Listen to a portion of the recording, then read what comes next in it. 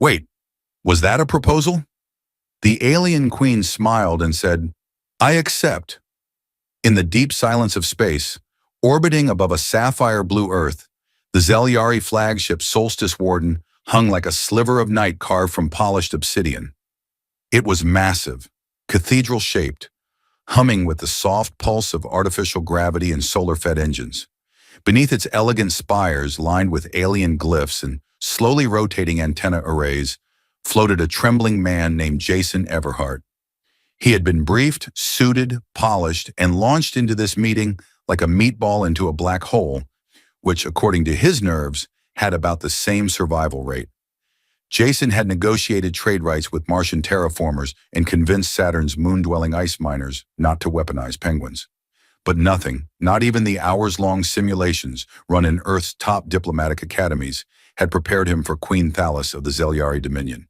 She sat upon a translucent throne at the far end of the audience chamber, light refracting through the crystalline floor beneath her like a star field. Her ears, long and elegantly pointed, shimmered faintly with a hue that changed every few seconds, from cobalt to rose gold to a shade Jason could only describe as suspicious lavender. Her hair, dark and glossy, cascaded down the sides of her formal armor, which blended aesthetics with menace. A sculpted bodice of living metal that whispered when it moved. Jason cleared his throat, which echoed far too loudly in the chamber. Esteemed Queen Thalas, on behalf of the United Earth Alliance, I extend greetings and, our sincerest intentions for peaceful collaboration and mutual, prosperity. He realized he was gripping his notepad so tightly it was about to enter a singularity. He tried to loosen his grip, dropped the notepad, bent to pick it up, banged his head on the edge of the hovering holotable. The Zelyari delegates did not laugh. The queen tilted her head, observing him like one might observe a small, nervous creature that had wandered into a court of lions. He forced a smile. That's how we show respect on Earth. A traditional bow, followed by a minor concussion. A sound broke the silence, soft, unmistakable, a chuckle. It came from the queen's left, where her translator droid emitted a brief burst of static, then composed itself. Queen Thalas raised a hand, and the chamber dimmed. We have reviewed your proposals, she said, her voice musical but cool. They are ambitious. Your Earth wishes to trade nanite technology for Starlin's crystals. You offer fusion engine schematics in return for Dominion-level access codes to the gateways. Yes, well, Jason said, fumbling his holopad back into his hands. We figured you might want a few weekend projects. No, Thalas said. You figured we were desperate. We are not. Jason's grin became a little tighter. Right, of course. That was just our opening volley. Negotiation is like chess after all. Do you play chess? Number we play Vorental, where each piece is a sentient worm that sacrifices its own tail to protect the queen. Jason blinked. Sounds emotionally complex. It is. He glanced at his notes, the columns of numbers and legalese that now felt utterly useless. The tension in the room was climbing. Every move he made seemed to slide him further into diplomatic quicksand. And then, in a moment of sheer panic, Jason said it. Well, unless you'd rather marry me instead. He had meant it as a joke, a stupid joke. His voice had come out 2 octaves too high, and his brain instantly threw itself out the nearest metaphorical airlock. The silence that followed was not the usual, Jason said something awkward silence. It was the kind of silence that made stars blink in confusion. Thalas did not laugh. She did not scoff. Instead, she slowly descended from her throne and walked toward him, her boots making the faintest chime against the crystalline floor. Jason stood frozen, praying someone, anyone, would say something. Maybe even tase him. The queen stopped in front of him. She looked up, scanning his face with those violet eyes. He saw something flicker behind them. Curiosity, calculation, or worse, acceptance. Then I accept. It took a full 5 seconds for Jason's brain to register the words. What? You have proposed union, as is customary among your species. Your words were clear. The proposal has been witnessed by the court and recorded by the chamber AI. By Zelyari law, you are now engaged to the throne. The translator droid chimed in cheerfully. Congratulations! You are now bonded to the Queen. Would you like to schedule the formal ceremony or browse honeymoon destinations on Nebula 6? Jason's jaw flapped helplessly. Wait, no, that wasn't a proposal. That was sarcasm, humor, a tension-breaking quip. On Zelyari Prime, Thalos said, humor is sacred. It is only offered during moments of deepest truth. Your proposal carries the weight of cosmic sincerity. Jason swayed slightly. You're joking. I do not joke. Then I really hope this is all one very elaborate, very vivid stress dream. But it wasn't. The chamber erupted, not into chaos, but into song. A ceremonial hymn began, emitted by unseen drones. The court bowed in unison. A glowing circle of violet light surrounded Jason and Thalos. The translator droid floated upward, projecting glittering Zelyari runes above them that spelled out something Jason could only assume translated to, "We're really doing this." And somewhere in the back of his mind, between the rising panic and the numb disbelief, another part of Jason's brain whispered, at least Earth's press corps will definitely have something to write about now. The following morning, Jason awoke on a bed that smelled faintly of ozone and lavender metal polish. He was surrounded by floating orbs that changed color depending on his breathing rate, and a faint musical hum filled the air, like a lullaby composed by robots raised on classical jazz. It took him several seconds to remember where he was, and another 5 to realize he wasn't wearing pants. He sat bolt upright and reached for what he hoped was a robe, though it turned out to be an ornamental drapery that changed color when touched. It wrapped around him like a sentient napkin and gently whispered, "Good morning, consort." "Oh no," Jason muttered, dragging a hand down his face. "It's still real." The bedroom was luxurious in a minimalist, otherworldly way. The walls shifted color slowly, displaying the sunrise of whatever planet the Queen preferred that day. Currently, a twin-star system where the clouds shimmered turquoise. Every surface was curved, seamless, and vaguely suggestive of technology that could probably read his thoughts if he stared too hard. And on a nearby pedestal floated his new ceremonial regalia, a sash that hummed when touched, and boots with zero-gravity soles. Before he could panic further, the doors slid open with a soft shh, and a small, hovering droid zipped in, blinking cheerfully. Its torso was round, its limbs spindly, and its tone sounded like a butler that had once moonlighted as a game show host. "Good rising, Jason Everhart. I am Plink, your etiquette assistant, emotional support unit, and wardrobe critic. I have been assigned to you until such time as you either ascend to co-ruler status or flee screaming into space." "Tempting," Jason mumbled, eyeing the windows for potential escape routes. "Ah, gallows humor. Very Earth of you," Plink chirped. "Now today's agenda. You are to attend a post-betrothal ceremony, answer 36 questions from the Royal Coalition of Sector Elders, and survive a light public blessing ritual, which statistically has a 96% success rate." Jason blinked. "What happens the other 4% of the time?" "Unclear," Plink replied brightly. "The data becomes erratic."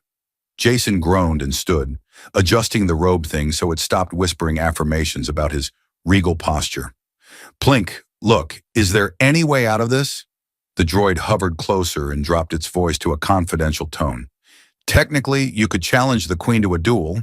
However, she has defeated 12 warlords, 2 artificial gods, and 1 metaphysical concept in open combat.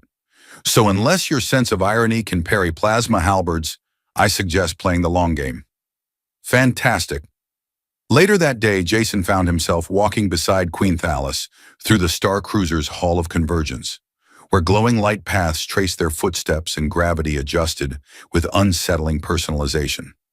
He had changed into official regalia that included something called a crown collar, which looked suspiciously like a floating dinner plate, but was apparently very symbolic. Thalos, as always, moved with measured elegance. Her long ears shimmered in response to ambient energy, and her expression was neutral but alert, as though constantly calculating 17 futures and judging them all mildly disappointing.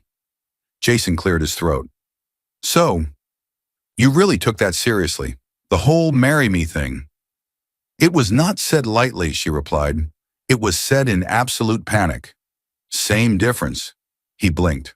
Wait, you knew it was a joke, didn't you?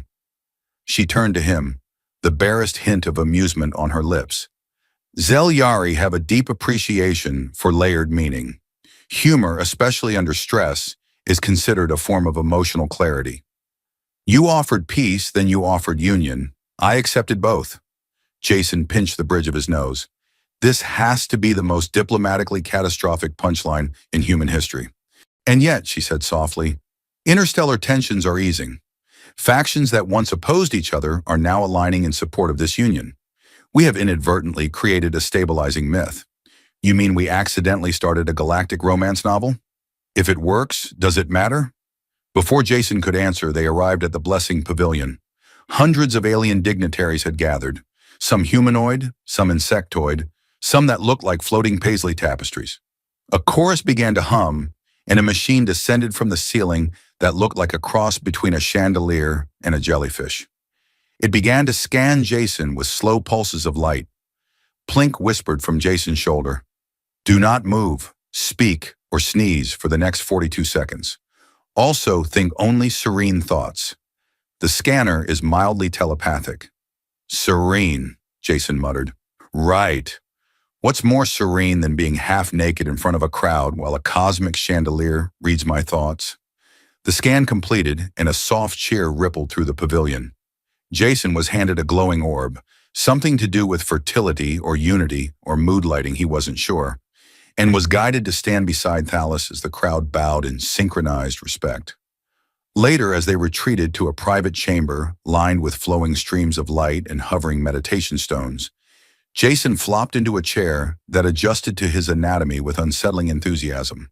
"So," he said, voice dry, "what now? We kiss, sign treaties, and pick out furniture together?" Thales lifted one brow. "We attend to affairs of state. Your next briefing is in an hour. Then you will host a delegation from the Heliox Quadrant." Jason groaned. "Do I at least get a lunch break?" Thales considered this. "You may have a break for nutrient paste and reflection." "Nothing makes a man feel royal like eating paste." She looked at him for a long moment, and for the first time her smile was not calculated. It was real. "You are absurd, Jason Everhart." "And you're stuck with me, Your Majesty?" She nodded. "Indeed. May the stars have mercy on us all." Jason had barely grown accustomed to the idea of being a royal consort when the interstellar media began branding him as the accidental anchor of peace. It was a flattering label, he supposed, though it made him sound like a cosmic paperweight. What started as an intergalactic joke had mutated into something far stranger, a symbol, a rallying point, and, increasingly, a job with responsibilities no sane man would want. And now he was going on a royal tour. "Protocol requires us to be seen together across the core sectors of the Dominion," Thales explained as they strode down a corridor shaped like a Mobius strip. "The legitimacy of our union must be demonstrated. Visible unity projects stability." Jason glanced sideways at her. "And here I thought this was a honeymoon. You know, cocktails on a comet beach, awkward silence under a double moon." The Queen gave him a look. "Do Earth honeymoons normally include addressing a chamber full of amphibious senators who communicate through scent bursts and rhythmically slapping their faces?" Jason sighed. "Only the expensive ones." The Solstice Warden adjusted its vector and shimmered into the warp stream, a ribbon of space-time bending like light in oil. The stars stretched and vanished. Jason sat in the observation dome, watching the stars blur into a cascade of mathematical art. Plink hovered nearby, scrolling through an itinerary that read like someone had tried to turn a nervous breakdown into a calendar. "First stop, the planet Corinth," Plink chirped, "known for its gravity-defying gardens, sentient fog, and a population of 3 million who worship perfectly symmetrical fruit." Jason blinked. "I'm sorry, did you say sentient fog? It's very respectful, especially during weddings. Just don't insult its texture." When they landed, Corinth didn't disappoint. The air was thick with silver mist that shimmered with a faint internal glow and moved like it had somewhere to be. Trees floated in circular orbits above the ground, roots gently swaying as if they'd taken a wrong turn out of a physics lecture. Jason emerged onto the welcome platform flanked by Thalos and two ceremonial guards dressed in armor that looked like melted galaxies. The Corinth high fog materialized in front of them, swirling into a vaguely humanoid shape, and released a scent that Plink immediately translated as, "We are pleased by your symmetry, honored guests." "Do I bow? Shake its mist?" Jason whispered. "Compliment its density," Plink advised. "Your density is truly noble," Jason said. "Firm yet yielding, like a really dependable pillow." A ripple of blue shimmered through the fog, a sign of deep approval apparently, and the ceremony began. Jason endured 3 hours of perfumed steam rituals, was gently hugged by a cloud named Jethrum, and was awarded a floating fruit shaped like a tetrahedron that politely asked if it could remain unpeeled. After the ceremony, Jason and Thalos retreated to their diplomatic quarters, suspended above a gravity well. Jason collapsed onto a hovering divan, already exhausted. "Do all your tours involve huggable weather phenomena?" he asked. Thalos, standing at the window, gave him a rare hint of a smile. "Some involve carnivorous poetry." Jason groaned into a pillow. "Of course they do." The next stop was Valtune Prime, where sound was currency and laughter was a sign of extreme wealth. Thalos delivered a precise, respectful address in the local dialect, a series of harmonic tones produced by vibrating her throat in a way Jason could only describe as musical origami. Jason was expected to follow with his own remarks. He stepped forward, cleared his throat, and began with what he hoped was a universal classic. "So, a human, a Zelyari, and a talking fungus walk into a diplomatic bar." He was halfway through the punchline when the entire assembly began to shimmer with golden resonance, a clear sign of joy. By the end of his speech, the crowd had literally showered him with currency in the form of crystalline tones that embedded themselves in his clothing, like cheerful barnacles. Afterward, Thalos approached him with a look he couldn't quite read. "You continue to surprise them." "I surprise myself," Jason replied. "Mostly that I haven't spontaneously combusted from embarrassment yet." She considered him for a long moment. "You may lack protocol, but you have presence." Jason blinked. "Did you just compliment me?" "Technically, no." He grinned. "I'll take it anyway." That night, as the royal suite adjusted its ambient light to resemble a soft Martian dusk, Jason found himself looking out over the Valtune skyline, spires of living crystal humming with song. The tour was working. Hostile factions were beginning to soften. The media played endless loops of Jason making jokes and Thalys almost smiling. But amid all the progress and pomp, he couldn't shake a growing thought. This wasn't a joke anymore, and maybe it never really was. Jason had begun to notice that every royal chamber smelled faintly of starlight, and something he could only describe as philosophical citrus. It was the kind of scent that made you question the nature of existence while also feeling inexplicably refreshed. He was lounging, rather floating, in a zero-gravity conversation pod somewhere in the upper deck of the Solstice Warden, sipping a beverage that alternated flavors depending on his emotional state. At that moment, it tasted like peanut butter and deep regret. Plink hovered nearby, spinning slowly, projecting charts and headlines from across the quadrant. "Your approval ratings have spiked again," the droid chirped. "Apparently, your statement about Corinth's fog being the kind of friend who won't judge your search history has gone viral in 8 languages. The fog is now campaigning to name a cloud formation after you." Jason blinked. I didn't know clouds had lobbying power." "On Corinth, everything has lobbying power," Plink said, "including several species of morally opinionated moss." Jason floated sideways, bumping into the edge of the pod. "This is getting out of hand. I'm not a diplomat anymore. I'm a meme with a ceremonial dagger." "You're both," Plink said, "and statistically, a surprisingly effective one." Before Jason could grumble further, the pod door opened with a soft hiss, and Thalos stepped inside, her long ears catching the shifting light like they were tuned to some cosmic frequency. Her robes were muted today, dark violet with flecks of silver, and her expression was unreadable as ever. She gestured, and gravity resumed with a subtle hum. Jason dropped unceremoniously onto the cushioned floor. Gravity, he muttered. Still my fiercest opponent? We received a transmission, Thalys said, ignoring his graceless dissent. From Earth. Jason sat up straighter. Oh? What do they want this time? A breakdown of my favorite breakfast foods? Another interview with the Galactic Love Council? A reality show about my socks? Thalys handed him a data slate. They want you back. Jason froze, fingers hovering over the screen. It was a message from the United Earth Directorate. Long, formal, filled with legalese. But the message was clear. Earth's political leadership was concerned. About the marriage, about the optics, about Jason's increasingly independent representation of Earth interests. They wanted him to return.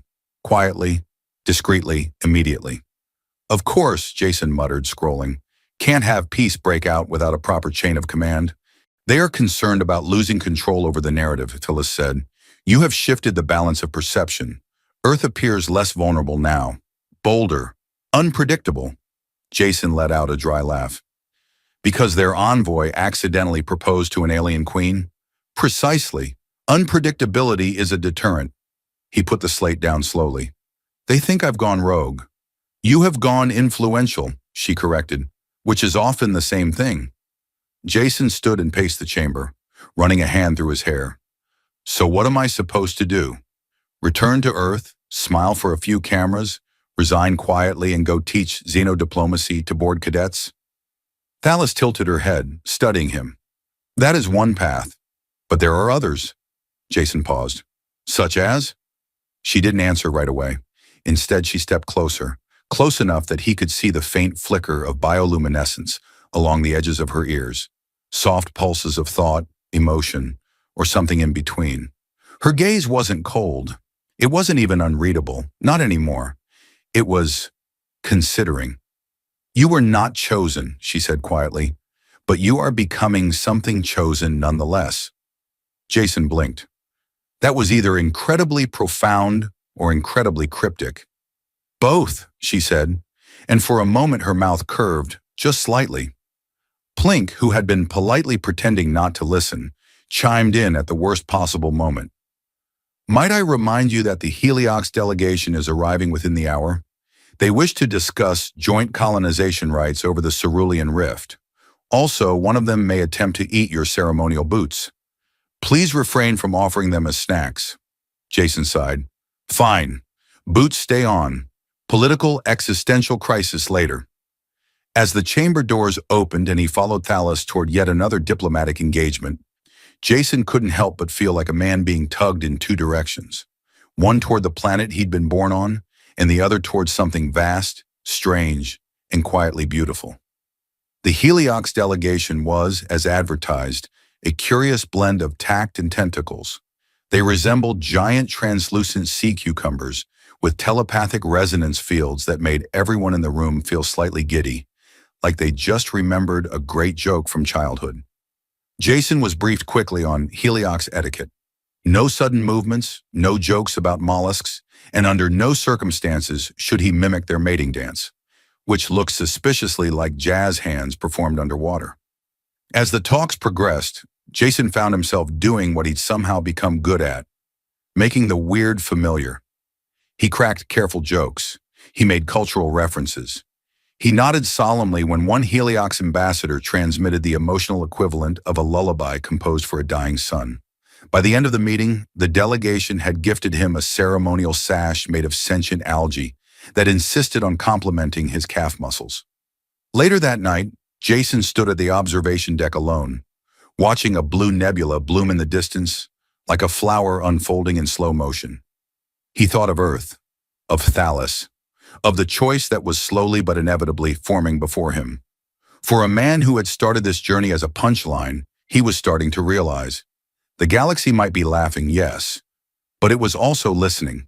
The diplomatic chamber on the lower deck of the Solstice Warden had been repurposed into a media-safe conference suite, complete with sound-dampening field, soft-spectrum lighting, and a refreshment station stocked with nutrient cubes shaped like famous philosophers. Jason stood in the center of it all, wearing a formal sash that glowed faintly with his heartbeat, and stared at the diplomatic holoscreen floating in front of him like a judgmental moon. On the screen was Earth's Prime Minister, flanked by a panel of advisors who looked like they hadn't blinked in 3 days. Their expressions flickered between polite concern and thinly veiled panic, like people trying to smile through a fire drill. "Jason," the Prime Minister said, "you've done remarkable work. Unorthodox, certainly, but effective. Still, we feel it's time you return to Earth. You've been operating without sufficient oversight." Jason folded his arms. "You mean without a leash?" A murmur rippled through the Earth side of the call. The Prime Minister leaned forward slightly. "You're not a monarch, Jason. You're not a sovereign representative. You're a diplomat who, through a misunderstanding, found himself in a situation that spiraled into interstellar theater." Jason exhaled slowly. "And that theater has stabilized 5 sectors, opened peace talks between historic enemies, and lowered piracy by 63%. All because people believe in the symbol this accidental union created." Thalas stood beside him, silent and poised.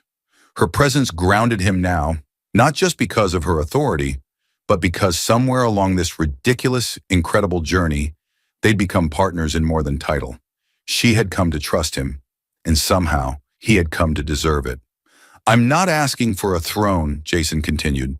"I'm not asking for power, but I'm not coming back to be parked behind a desk and edited out of history because I made peace wearing a joke." He glanced at Thalas. She gave the faintest nod, a silent agreement made more powerful than any speech. "What I am," Jason said, looking back at the screen, "is Earth's first royal interstellar in-law. I didn't plan for it, and I'm not saying it's normal, but maybe normal is overrated."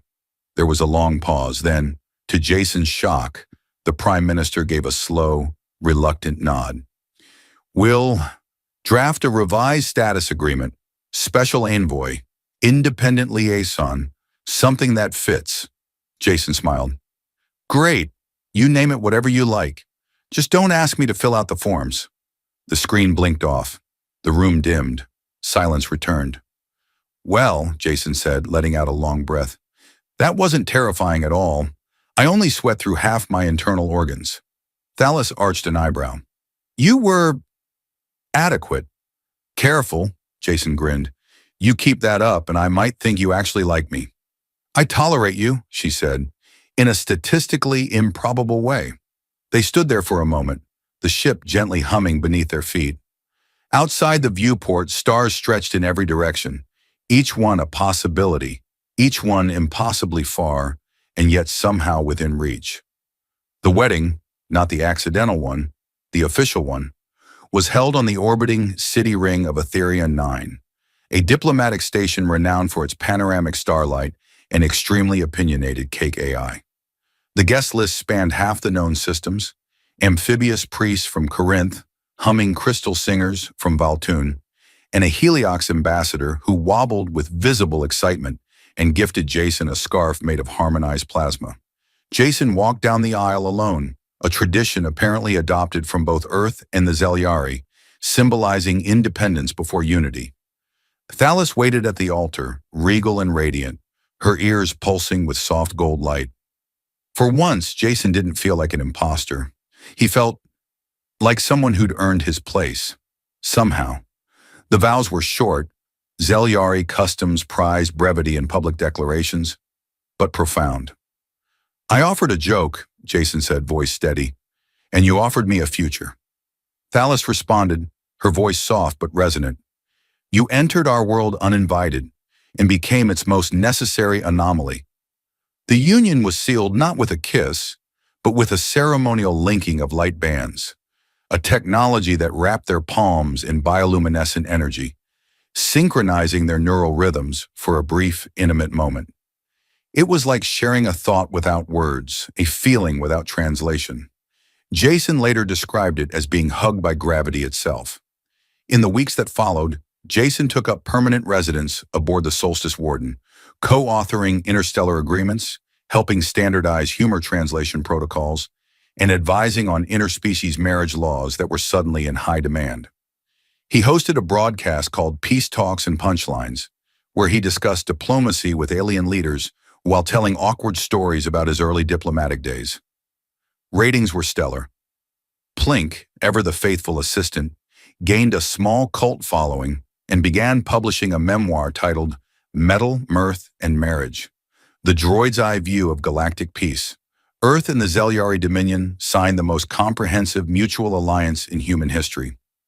War receded like a tide. Trade blossomed. The universe, at least for now, leaned slightly toward laughter and trust, and Jason, former envoy, accidental fiancé, self-declared master of cosmic chaos, stood beside a queen who no longer needed to hide behind protocol. Together, they faced the stars not as strangers from different worlds, but as co-conspirators in something beautifully absurd and undeniably real. It had started as a joke, but some jokes, it turned out, were just the universe's way of proposing something extraordinary.